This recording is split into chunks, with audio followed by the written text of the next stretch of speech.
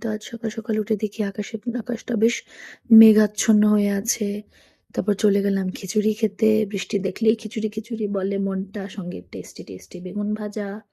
খাওয়ার পর আবার দেখলাম আকাশে সেই একই অবস্থা।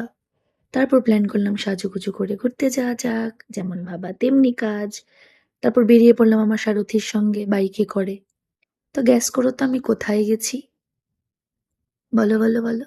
রাস্তাটা দেখে খুব চেনা চেনা লাগছে না? এই দেখো আমি কোথায় চলে এসেছি, সেই বিখ্যাত ভাইরাল ফ্লাওয়ার গার্ডেন। এটার পথেই তো। ফ্লাওয়ার গার্ডেনে তো ফ্লাওয়ার নেই, তো আরেকটু পেরিয়ে চলে গেলাম।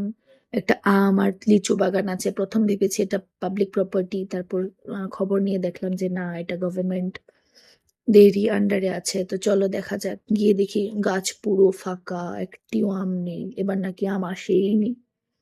তারপর গেলাম, হঠাৎ চোখে পড়লো, আরে এগুলো তো সেই ইনডোর প্ল্যান্ট থাকে না রুম সাজানোর জন্য, এরকম গাছগুলো, জানি না নাম।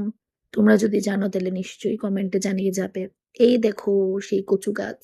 কচু গাছ না, এটারও বেশ ভালো সুন্দর নাম আছে, যেটা দিয়ে ঘর সাজানো যায়। তারপর চোখে পড়লো হঠাৎ, মালি আঙ্কেল বলছিল যে আর একটু সামনে এগিয়ে যান, গেলেই দেখতে পাবেন, সামনেই তো জামাই ষষ্ঠী চলে এসছে। তো কি বলো তো এগুলো? গরম চা। একদম এগুলো হালকা হালকা লাল হয়ে গেছে, এই হঠাৎ করে আমার হাতে কাটা ফুটে গেল। তো সাহস করে একটা পেরিয়ে নিলাম, দেখা যাক কিরকম হয়। আবার পেছন করে দেখলাম যে না, আমায় কেউ দেখেনি। হঠাৎ করে চোখে আর একটু লাল দেখলাম, পেরে নিলাম।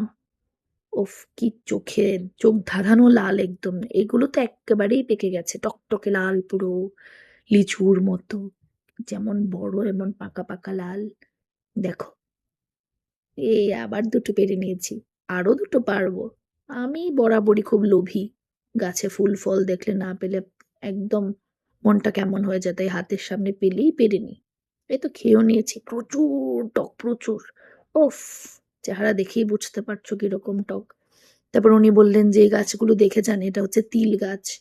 তারপর এখান থেকে সোজা চলে গেছি আমাদের ভাইরাল আম বাগানে। গিয়ে দেখি আম বিক্রি করছে না, আম সেভাবে পাকেনি। পুরোটা বাগান ভালো করে ঘুরছি ঘুরছি, তার একটু পরে একটা ভালো সারপ্রাইজ আছে তোমাদের জন্য। প্রথম তো দেখলাম প্রচুর আম গাছেই পচে গেছে, যেহেতু প্রচুর বৃষ্টি হচ্ছে, মেঘ ডাকছে সারাক্ষণ, বজ্রপাত হচ্ছে, এই কারণে গাছেই প্রচুর আম পচে গেল। দেখে খুব মনটা খারাপ হয়ে গেল। মিয়াজাকি, চিয়াংমাই, বানানা ম্যাঙ্গো অনেক পচেছে, তোমরা যারা গেছো তারা নিশ্চয়ই জানো। এই দেখো কি নিয়েছি। দাদা বলেছে কুড়িয়ে যতগুলো পাবে নিয়ে নাও। ব্যাগ ভর্তি করে নিয়ে এসেছি, ইচ্ছে মতো যত পেরেছি। তো চলো টাটা।